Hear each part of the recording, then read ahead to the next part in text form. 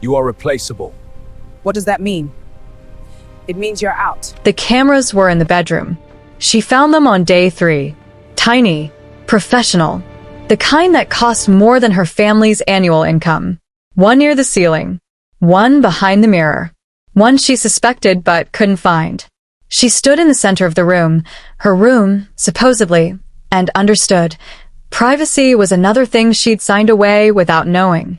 Her husband never slept there, never touched her, never even entered unless summoned. But he knew everything. When she cried, when she couldn't sleep, when she called home and got silence instead of rescue. The staff whispered when they thought she couldn't hear. She won't last. The last one didn't either. He always knows. She didn't understand at first. How a man in a wheelchair could control a ship this size. Control staff who feared him. Control a wife he'd never touched. Then she started paying attention. The way servants straightened when he approached. The way guards moved without orders. The way people spoke his name carefully, like invoking something dangerous. The wheelchair wasn't his weakness. It was camouflage.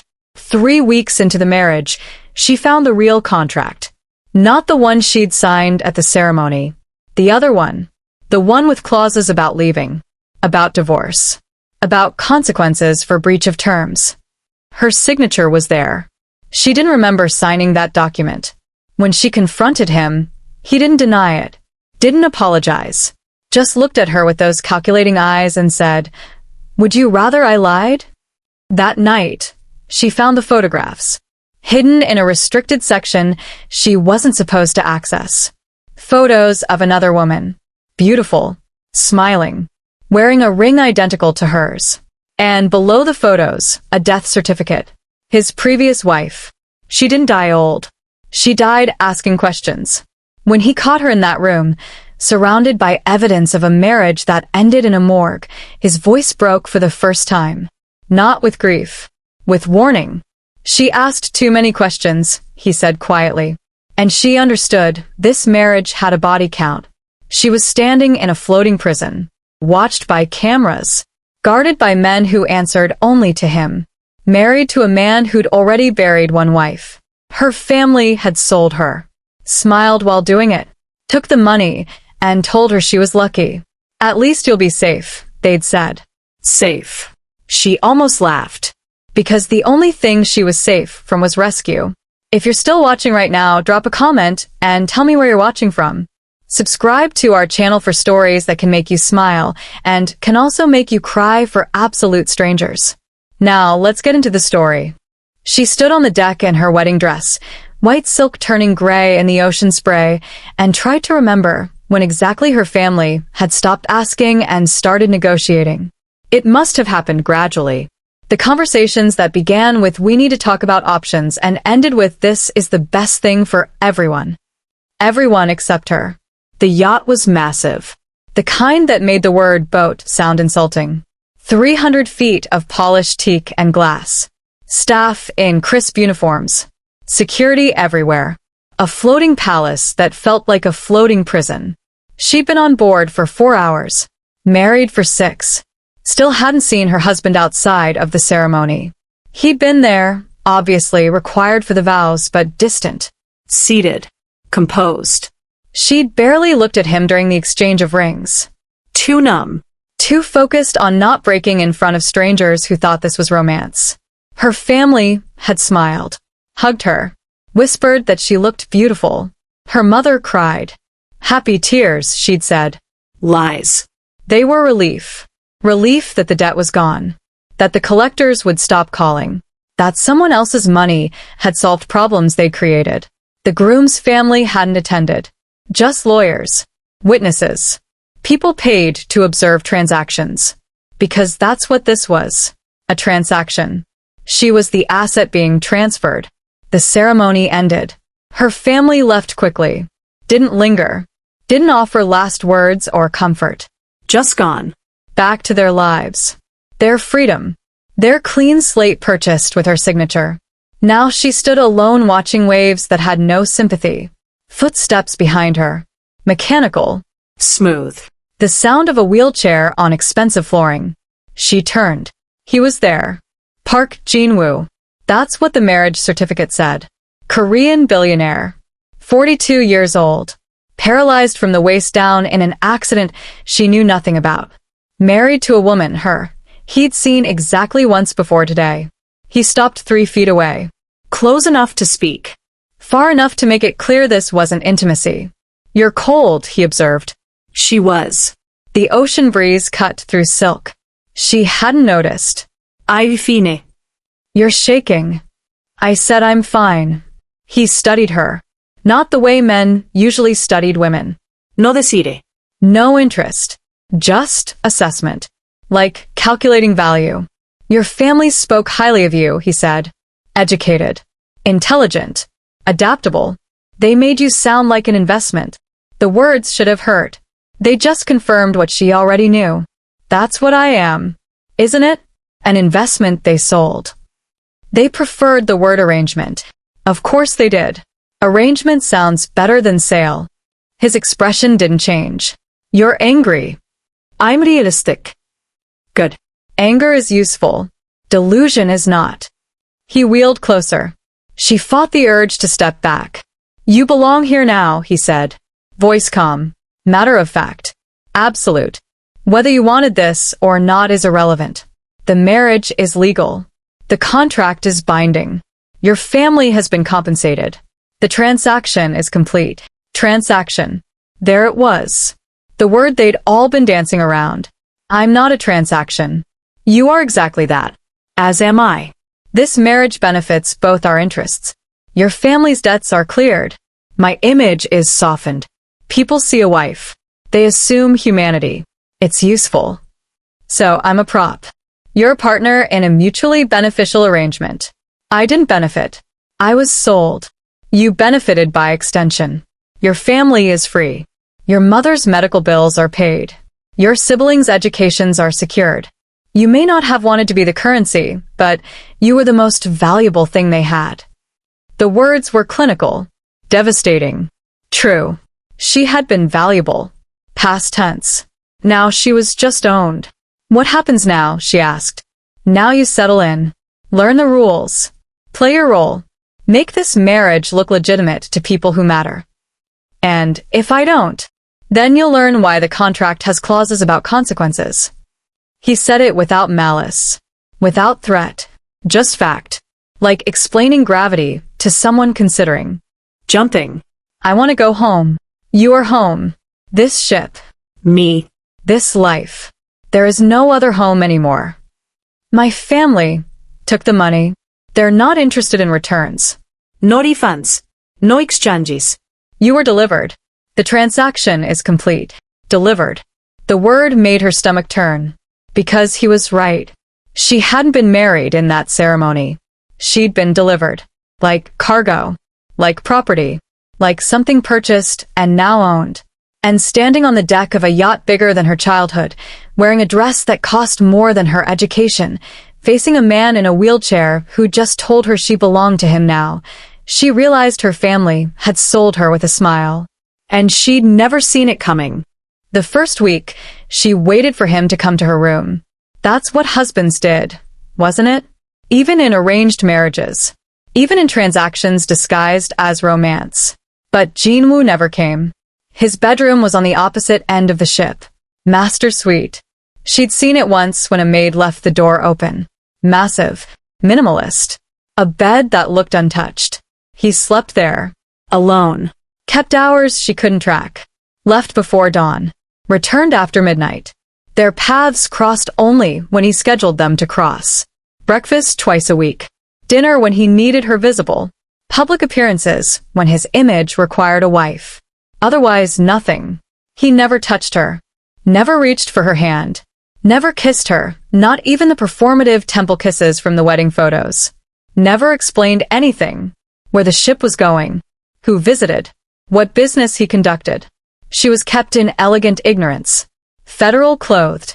Maintained. Like expensive furniture. But he knew everything about her. On day 5, she skipped breakfast. Felt sick. Stayed in bed. By noon, a doctor appeared. Mr. Park sent me. He said you weren't feeling well. She hadn't told anyone, hadn't left her room. How did he? Mr. Park is very attentive to your well-being. Attentive. That was the word they used. Not loving. Not caring. Attentive. Like monitoring livestock. On day 8, she called her mother. 5 minutes. Desperate. Begging for someone to acknowledge this was wrong. Her mother was sympathetic, but firm. Give it time. He's just adjusting.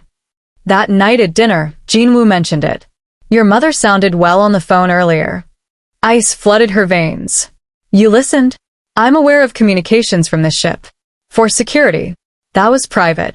Nothing here is private. The sooner you accept that, the easier this becomes. She stopped calling after that. The servants avoided her eyes. Moved through rooms like ghosts. Polite. Efficient. Unreachable. She tried conversation once. Asked a maid about the route. Where they were sailing. The woman paled. I'm not authorized to discuss Mr. Park's business. I'm his wife. Yes, madam. But the tone said, that doesn't matter here. She felt like a guest in her own marriage. Invited but not welcome. Fed but not nourished. Seen but not known. And underneath it all, the creeping sensation of being watched. Always. She'd turn and see no one. But feel eyes anyway. Hear footsteps that stopped when she listened. Find things moved slightly in her room when she returned. On day 12, she heard the staff. Late night. Outside her door. Whispering in English they thought she couldn't hear from inside. How long you think this one lasts?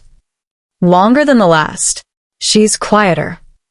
Quieter just means she's planning. Or breaking. They all break eventually. She won't last. They never do. The voices faded. She sat on her bed. Heart pounding. They never do. Meaning there had been others. Meaning this wasn't new. Meaning Jin-woo had done this before. She started searching then. Carefully. Methodically. Her room first. Ensuite bathroom. Closet. Looking for what? She didn't know. Just something. She found it behind the mirror. Small. Black. Professional grade. A camera.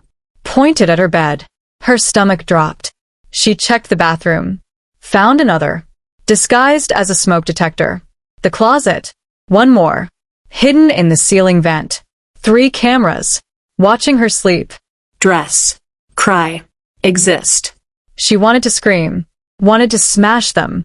Wanted to confront him.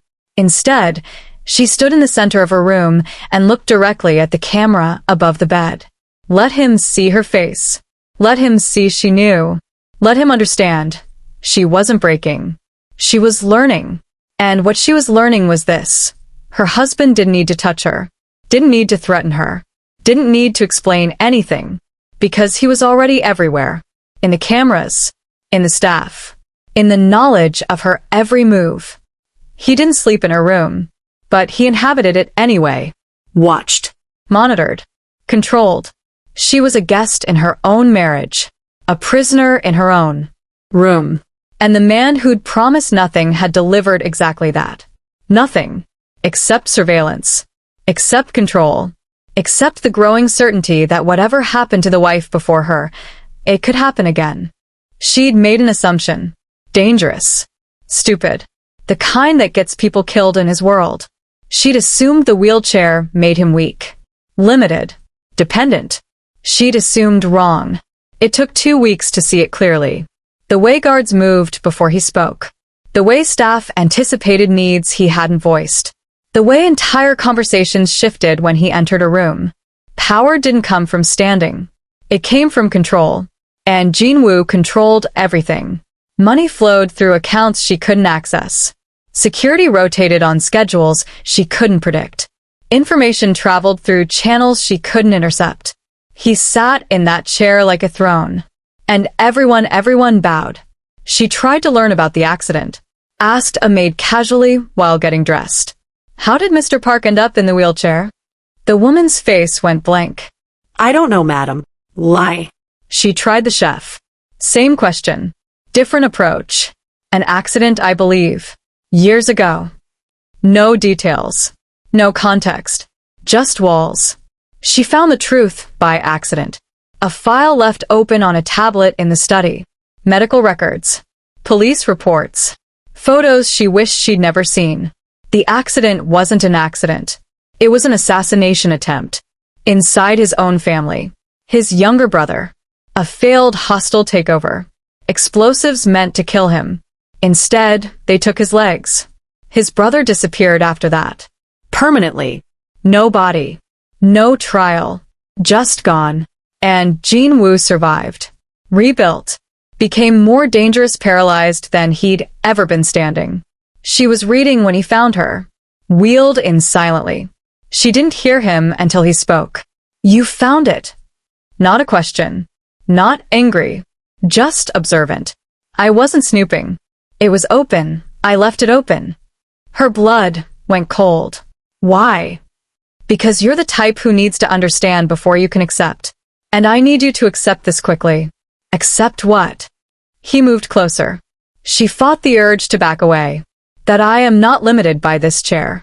I am defined by what I do despite it. My brother thought breaking my spine would break my power.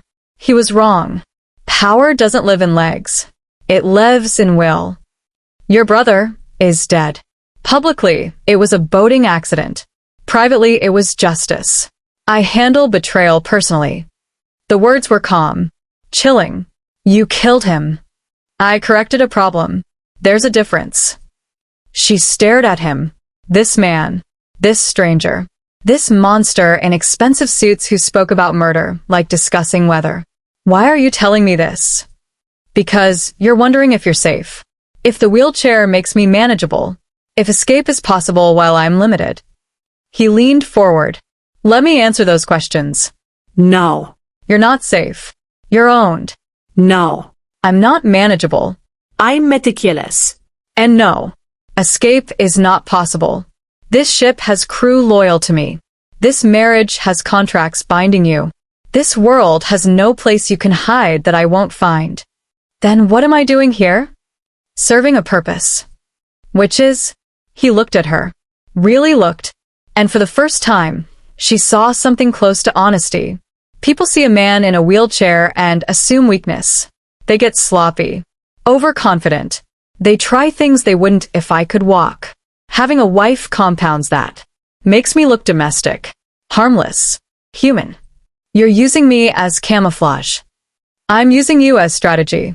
You make me look soft, while I eliminate threats they don't see coming.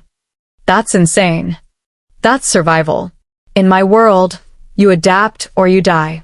I adapted. Turn limitation into advantage. Turn perception into weapon. People only fear what they think is broken. I'm not broken. I'm refined.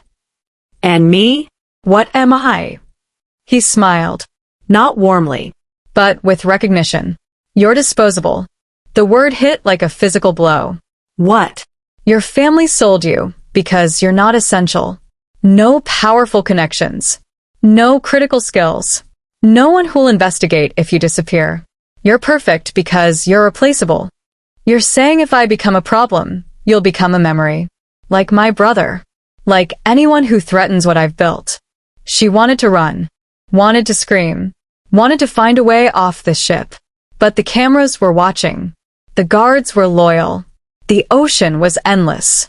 And the man in the wheelchair, the man she thought was limited, controlled everything. Why tell me this? She whispered. Because fear is useful. But understanding is better. Now you understand. You're here because you're disposable. You'll stay because leaving is impossible. You'll comply because consequences are permanent. Any questions? She had thousands. Asked only one. What happened to the woman before me? His expression didn't change. But something flickered behind his eyes. Something dark. She forgot that being disposable doesn't mean being valuable. She thought love would protect her. It didn't. Did you? I didn't have to. She made choices.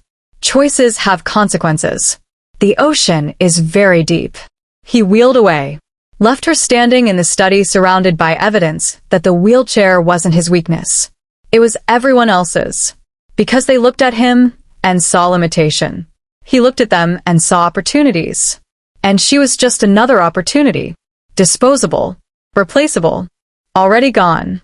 She just didn't know it yet. She found the real contract in his office. Third drawer. Locked. She picked it with a hairpin, skill learned from a childhood with locked doors and hidden things. Inside, files, legal documents, financial records, and beneath it all, a folder labeled with her name. She opened it. The marriage contract. Not the simple one-page document from the ceremony. The real one. 23 pages. Dense legal language. Clauses she'd never seen. Her signature on page 23. She didn't remember signing this. The ceremony contract had been one page. Vows. Witnesses. Standard. This was different. This had teeth. Clause 7. The wife may not leave the marriage without written consent from the husband. Attempts to leave without consent constitute breach of contract. Clause 11. Divorce initiated by the wife results in immediate financial forfeiture of all assets, including but not limited to property acquired during marriage, gifts received, and family debts previously cleared by the husband. Clause 15. Breach of contract terms authorizes the husband to pursue legal and extralegal remedies as necessary to protect his interests. Extralegal. The word sat there like a threat. She read it 3 times. Tried to find another interpretation. Couldn't. Clause 18. The wife acknowledges her role as a representative of the husband's interests and agrees to conduct herself in accordance with his directives. Failure to comply constitutes grounds for termination of contract with prejudice. Termination with prejudice. Legal speak for, you're done. She kept reading. Clause 21. The wife waives all rights to independent legal counsel during the marriage and agrees that disputes will be resolved through arbitration selected by the husband. She'd signed away her right to a lawyer. Signed away her freedom. Signed away any chance of escape that didn't end in ruin. Or worse. Her hands shook as she turned to the final page. Her signature was there. Dated. Witnessed. Legally binding. She stared at it. Tried to remember. The wedding had been a blur. Documents shoved in front of her. Sign here. And here. And here. She'd been too overwhelmed to read. Too numb to question. Too trusting. Stupid. She heard the wheelchair before she saw him. Turned. Jean Wu was in the doorway. Watching. You found it, he said. Come. Unsurprised. Like he'd expected this. I didn't sign this. Not knowingly. This isn't what they showed me at the ceremony. You signed it 3 days before the wedding. My lawyers presented it as standard prenuptial documentation. You were told it protected both parties. You signed without reading. That's fraud. That's strategy. And perfectly legal. You were given the opportunity to read. You chose not to. That's not my problem. She wanted to throw it at him. Wanted to scream. I didn't know what I was signing. Ignorance isn't a defense. You're an educated woman. You should have read. You lied. I never lied. I presented documents. You signed them. Everything was legal. Witnessed. Notarized. You have no case. My family knew exactly what they were signing you into. They negotiated terms. Accepted payment. They read the contract. You should ask them why they didn't warn you. The words hit like ice water. They knew. Of course they knew. They wouldn't have accepted the money otherwise. This wasn't a wedding. It was a transaction. With terms. You're just learning what you agreed to. I didn't agree to this. To being trapped. To being owned? Yes, you did. Page 17. Clause 18. You acknowledged your role as representative of my interests. That's legal language for, you belong to me now. She looked at the contract. Found clause 18. Read it again. Felt sick. This can't be legal. It's legal in international waters, which is where this marriage was registered. Very convenient jurisdiction. No pesky human rights laws. No divorce courts. Just contract law. And you signed. I'll fight this. I'll find a lawyer. Clause 21. You waived that right. Any lawyer who takes your case will be sued for tortious interference. They won't risk it. Then I'll leave. Just go. Disappear. Clause 7. Leaving without consent is breach. Breach has consequences. What consequences? Depends on how far you get. If you're caught before leaving the ship, it's a simple matter of reminding you of your obligations. If you somehow make it to shore, Clause 15 applies. Extra legal remedies. You're threatening me? I'm explaining the terms you agreed to. There's a difference. She was shaking. From rage. From fear. From the realization that she'd signed away her freedom and never known. Why? Why this contract? Why not just keep things simple?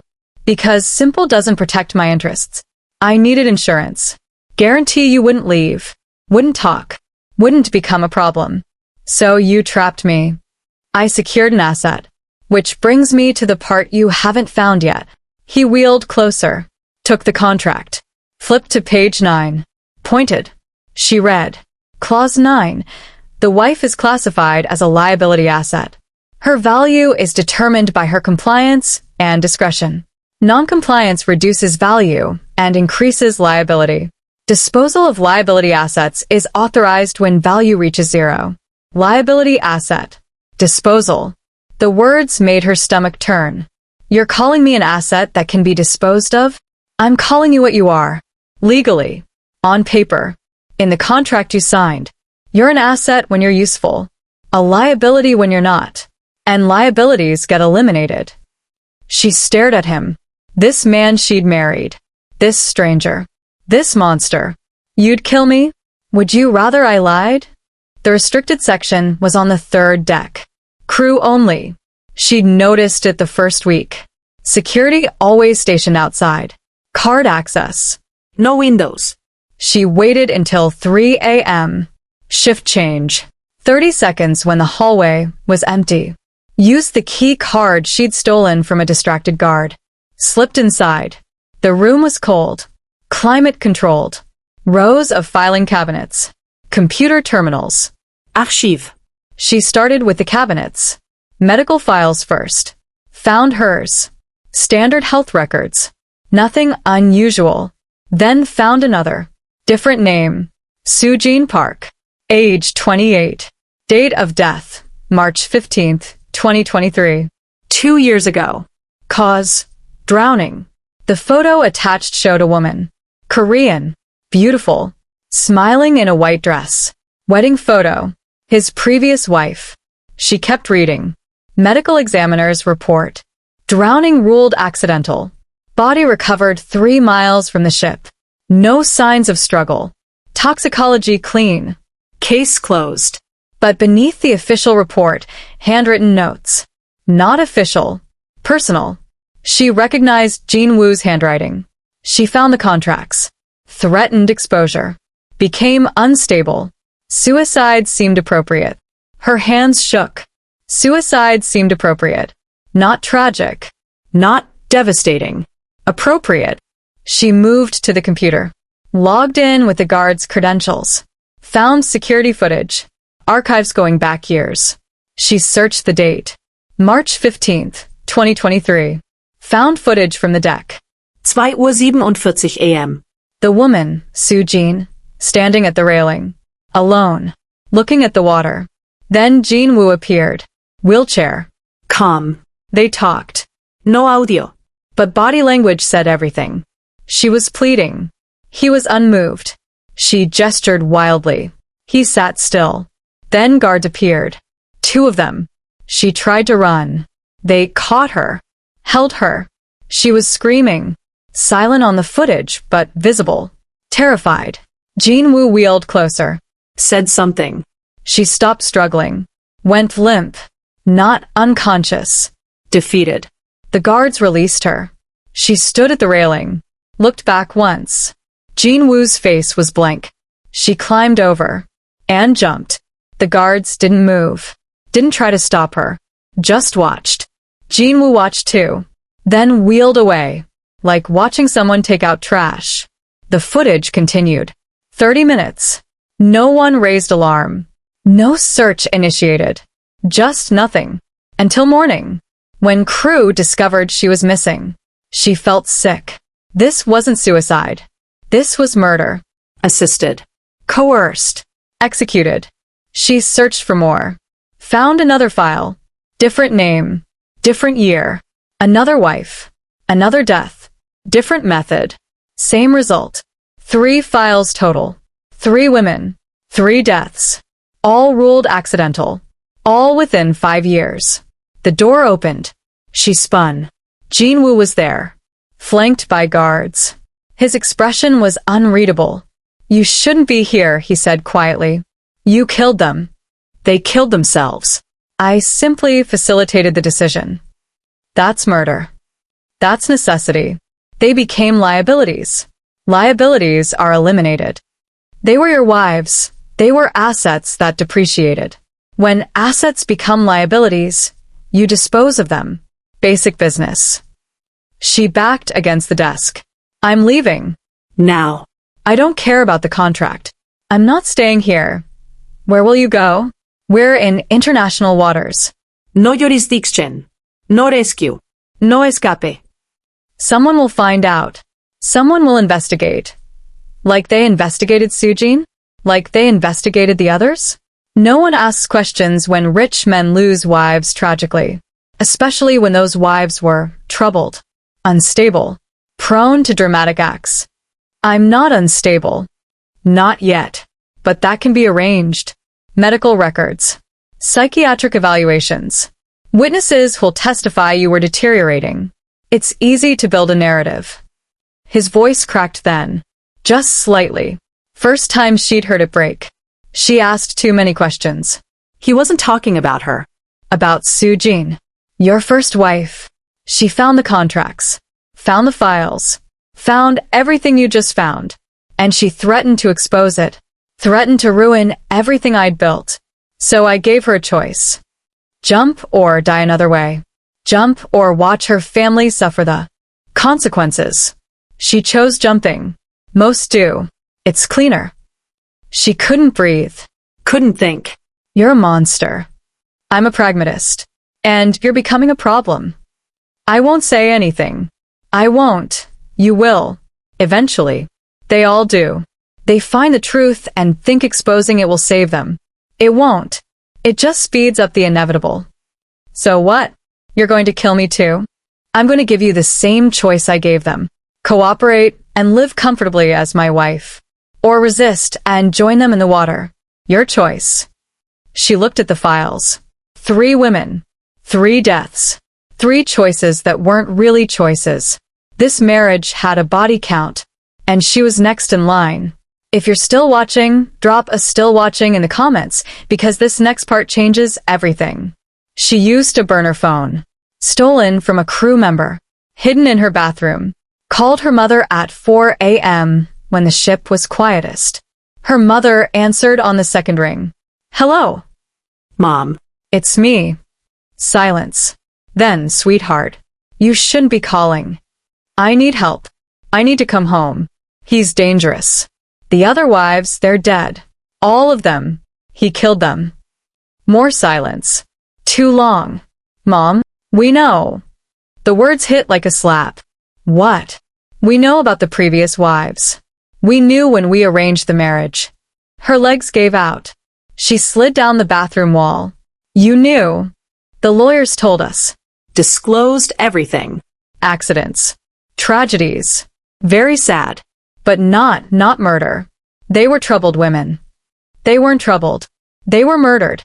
And you sent me to him knowing. We sent you to someone who could provide. Who could solve problems we couldn't. Your father's debts were worth more than my life. Don't be dramatic. You're alive. You're safe. I'm not safe. He has files. Evidence. He's planning, then don't give him a reason. Cooperate. Be the wife he needs. Stay quiet. The phone almost slipped from her shaking hands. You're telling me to stay with a man who's killed 3 women? We're telling you to be smarter than they were. They made him angry. You don't have to. I can't believe. We accepted the money, sweetheart. All of it. Your father's debts are gone. Your brother's tuition is paid. Your sister's medical bills are handled. That's done. We can't give it back. I don't care about the money. We do. We have to. So you need to make this work. For all of us. Mom, please. At least you'll be safe. Safe. The word was obscene. Safe from what? From poverty. From debt collectors. From the life we had before. He's wealthy. Powerful. You'll never want for anything. Except freedom. Except safety. Except a family that doesn't sell me to a murderer. Don't call us again. It upsets your father. He's finally sleeping through the night now that the stress is gone. The stress. Goodbye, sweetheart. Be good. Be smart. Make us proud. The line went dead. She sat on the bathroom floor. Phone in her lap. Chest tight. They knew. They'd always known. Signed her over anyway. Took the money. Slept soundly. While she called her brother. He didn't answer. Texted back. Can't talk. In class. Thanks for the tuition. She tried her sister. Voicemail. Then a text. Mom said not to talk to you. You're being dramatic. He's rich. Just deal with it. They were all in on it. All complicit. All benefiting from her sale. She had no home to return to. No family to rescue her. No one coming. The door opened. Jinwoo wheeled in. She didn't look up. You called them, he said. Not a question. Fact. You're listening. Always. They knew. About the others. About everything. Of course they did. I disclosed it during negotiations. Your father asked excellent questions. Very thorough. Smart man. He sold me knowing I might die. He sold you knowing you might live very comfortably.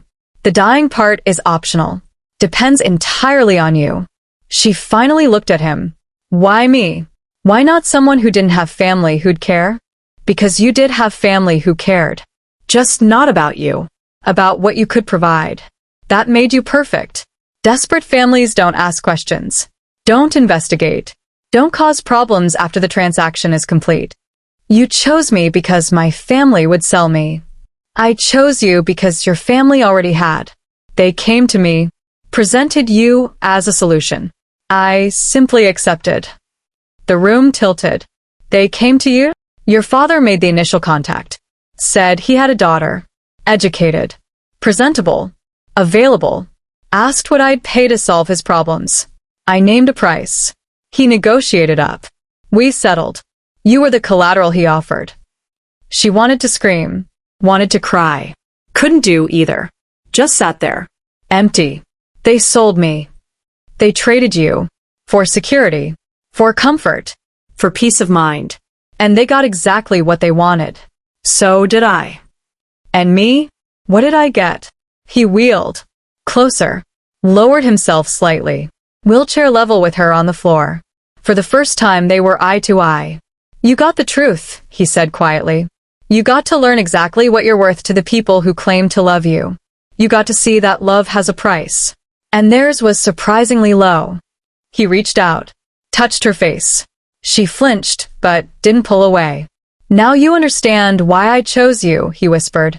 Not because you're special, but because you're expendable. Because the people who should protect you won't. Because when you disappear, no one will investigate. They'll accept whatever story I tell. They'll take their guilt to the grave and sleep soundly knowing the money's still there. He pulled back. You have no home. No family. No rescue. Just me. And this ship. And the choice you'll eventually have to make. What choice? The same one they all made. Live as my wife. Or die as my mistake. But at least now you know. No one's coming to save you. Because the people who could, they're the ones who sold you. He wheeled away. Left her on the bathroom floor. Alone. Abandoned. Finally understanding. She wasn't just trapped. She was unwanted. Not by him. By them. Her family had sold her. And spent the money. And moved on. And she was exactly what Jinwoo said. Expendable. She stopped crying after that call. Stopped hoping. Stopped pretending rescue was possible. Instead, she started watching. Learning. Paying attention to patterns. Jinwoo noticed. You're different, he said at dinner 3 days later. I'm adapting. To what? To being expendable. If I'm going to die here, I'd rather understand why first. Something flickered across his face. Interest. Most women beg at this point. Or break. I'm not most women. No. You're not. He studied her. Your file said you were intelligent. I'm beginning to think they undersold you. My file. Background check. Education. Psychology profile. I know more about you than your family does. Then you know I'm not going to jump off this ship without understanding what I'm dying for. He smiled. Actually smiled. Come with me. He led her to his private office. Locked the door. Opened a safe. Pulled out files she hadn't seen before. You were chosen for specific reasons, he said. Your family's desperation was convenient, but not the primary factor. He laid out the first document. Her background. You have no social media presence. No digital footprint. No friends who'd notice if you vanished. Your family is financially motivated to stay silent. You're a ghost. Perfect for someone who needs discretion. Second document. Her academic records. You're smarter than you pretend. Top of your class. Psychology degree. You understand people. Manipulation. Strategy. Third document. A file on his enemies. I have rivals. People who want what I've built. They're closing in. I need someone they won't see coming. Why would I help you? Because I'm offering you something none of the others got. A choice. What choice? Help me destroy them. Completely. And when it's done, I'll set you free. Real freedom. New identity. Money. Disappearance without consequence. You're lying. I'm negotiating. There's a difference. He opened another file. Photos. Men in suits. Locations. Dates. These are the people who betrayed me. My brother was just the weapon. These were the architects. They took my legs. My mobility. My family. And they think I'm broken. Manageable. They're wrong. What do you need me to do? What the previous wives couldn't. They were too afraid. Too compliant. Too desperate to please. You're different. You're angry. Anger is useful. For what? Infiltration. These men have weaknesses. Wives. Mistresses. Secrets. You're educated. Beautiful. Unexpected. They'll underestimate you. And while they're distracted by the harmless wife of the paralyzed man, you'll collect information. Evidence. Leverage. You want me to spy. I want you to survive. This is how you do it. And if I refuse, then you become like the others. A liability. Disposed of. But I don't think you'll refuse. Why not? Because you're finally understanding something. You're not just expendable. You're capable. And capability is currency. The previous wives were victims. You're not a victim.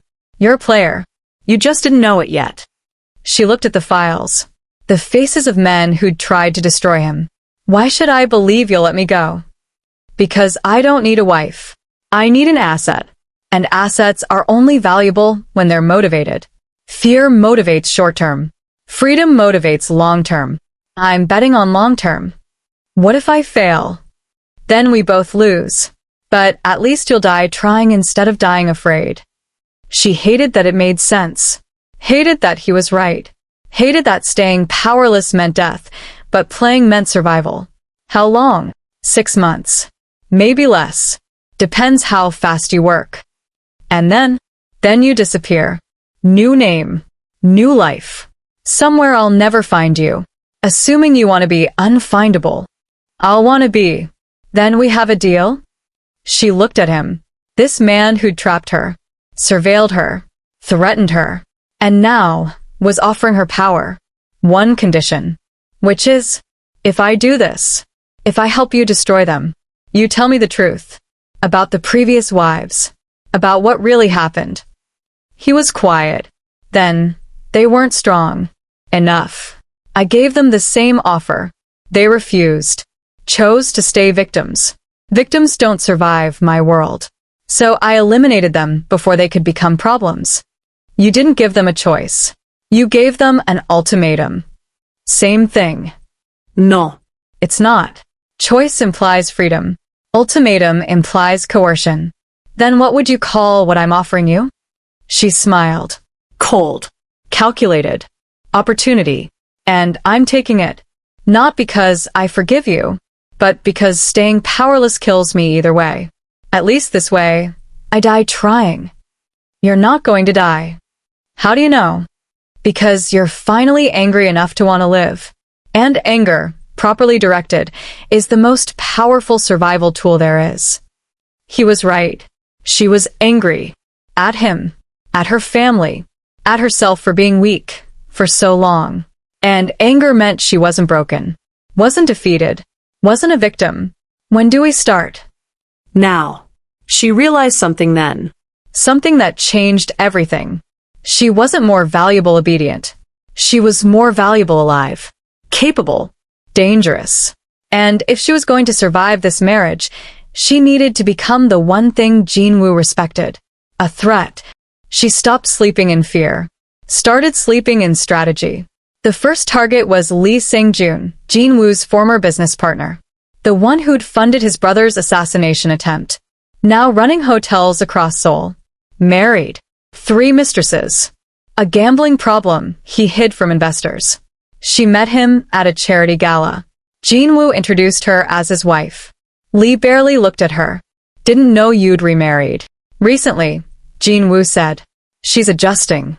Lee's eyes flicked to her. Dismissive. Must be difficult. Being married to you. He gestured vaguely at the wheelchair. She smiled. Soft. Harmless. Actually, I'm very fortunate. My husband is very attentive. The word hung. Deliberately chosen. Lee's expression shifted. Curiosity. She spent the next hour being visible. Laughing at appropriate moments. Asking innocent questions. Mentioning she'd studied psychology. Found people fascinating. Lee approached her while Jinwoo was in conversation. Psychology. Interesting field. I think so. People reveal so much without knowing it. Like what? Like you've been checking your phone every 7 minutes. Either you're expecting important news or avoiding someone's calls. Given how you flinch slightly each time, I'd guess avoiding. His smile tightened. Perceptive. Observant. There's a difference. Observation doesn't judge. Just notices. She paused. Like noticing the same woman has texted you 4 times tonight. Wife.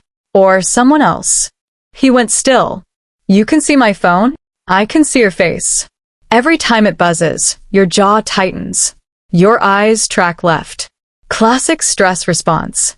Whoever she is, she's persistent. You're very observant. I have a lot of time to watch people. My husband prefers I stay close. So I watch. And learn.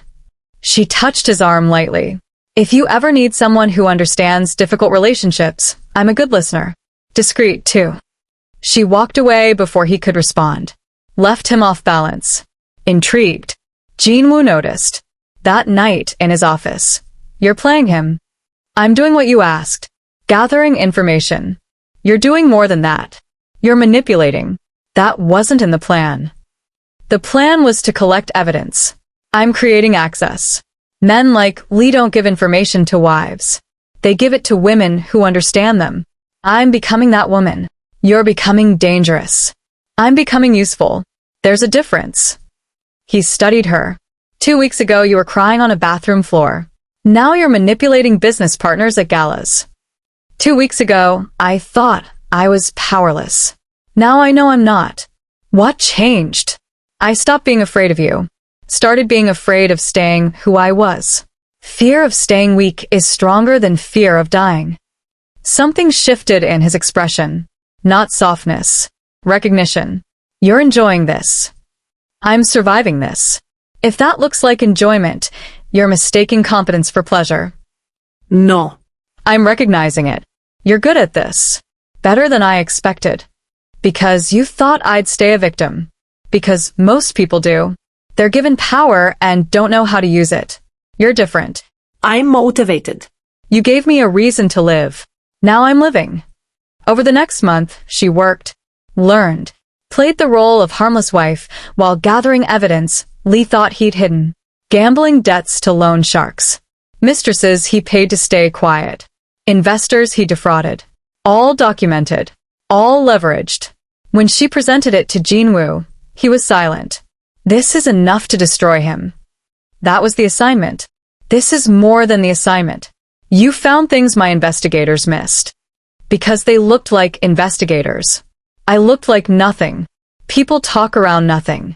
He smiled. Actually smiled. Not the cold calculation from before.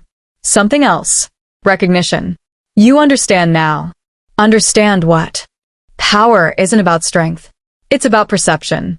Looking harmless while being lethal. They taught me that when they took my legs. You're learning it now. I'm learning that being underestimated is a weapon. And you're learning to use it.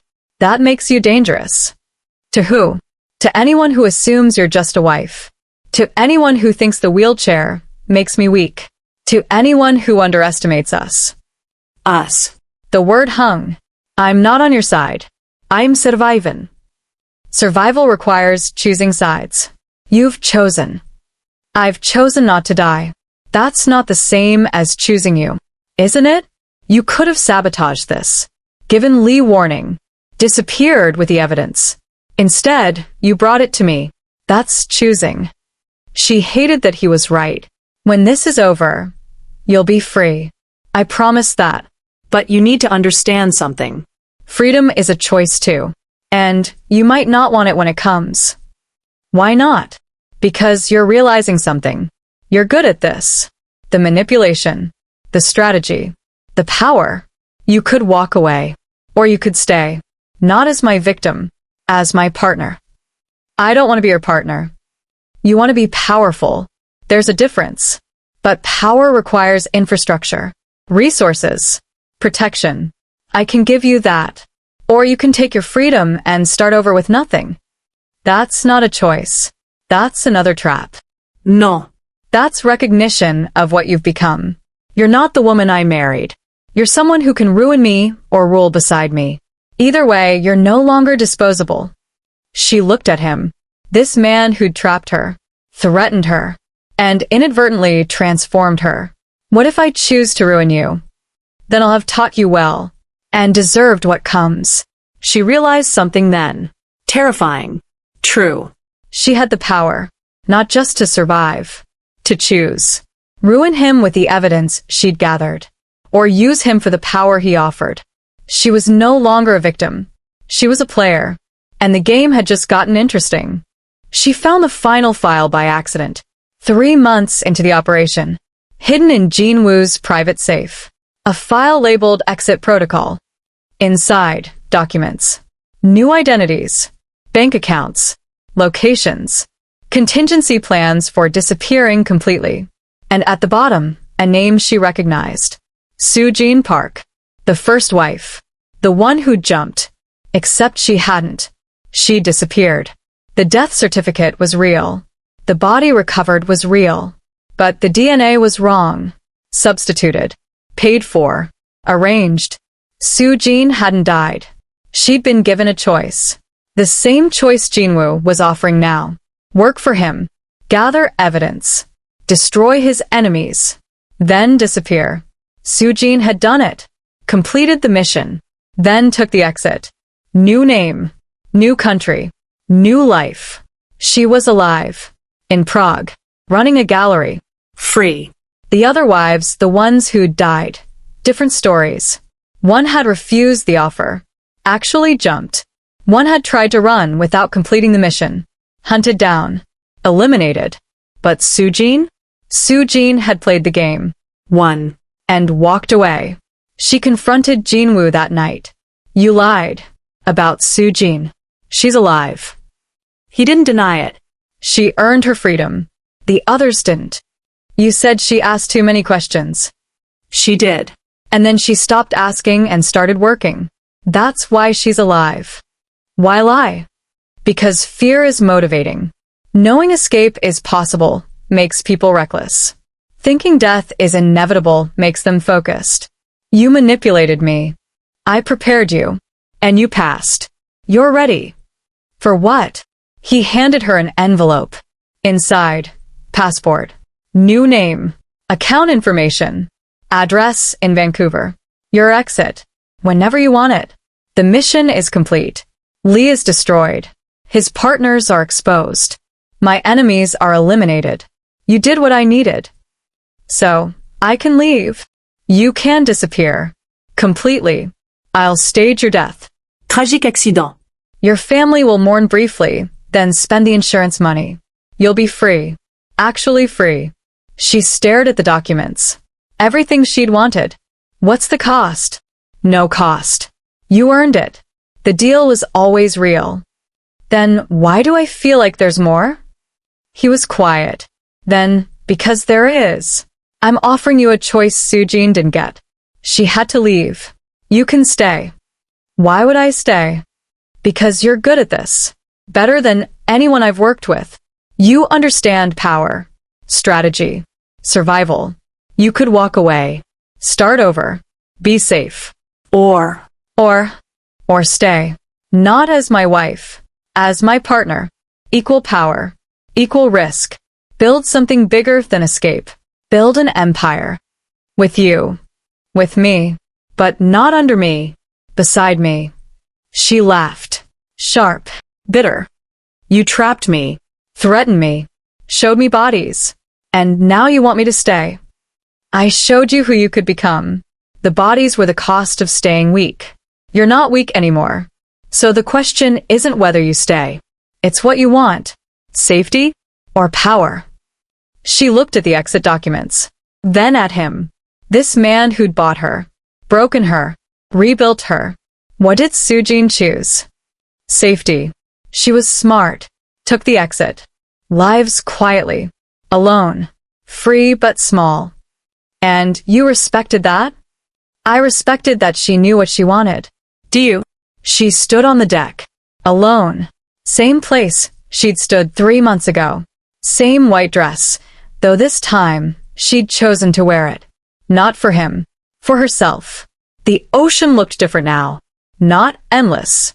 Just large. Not imprisoning. Just there. She had the documents in her hand. Could disappear tonight. Jinwoo would stage the death. She'd be free. Her family would never know. The world would forget. She could start over. Be nobody. be safe. Or she could stay. Use what she'd learned. Build something with a man who'd shown her she was capable of terrible, powerful things. She thought about the cameras. They were still there. Still watching. But now she controlled what they saw. Thought about the contract. Still binding. But she'd found the loopholes. The escape clauses hidden in the language. Thought about the previous wives. 1 dead. 2 disappeared. 1 standing here deciding. The shock wasn't what she'd discovered. Wasn't that Sujin lived. Wasn't that escape was possible. The shock was simpler. Darker. More honest. She didn't want to leave. Didn't want safety. Didn't want to be nobody again. She wanted the power. The strategy. The game. She'd spent her whole life being powerless. Being sold. Being expendable. And in 3 months of being threatened, she'd found something she'd never had. Control. She tore the documents. Slowly. Deliberately. Let the pieces fall into the ocean below. Jinwoo appeared behind her. Said nothing. Just waited. I'm staying, she said. Why? Because I'm not afraid anymore. Not of you. Not of this. Not of who I've become. And who is that? She turned. Met his eyes. Someone who doesn't need rescue. Someone who doesn't need safe.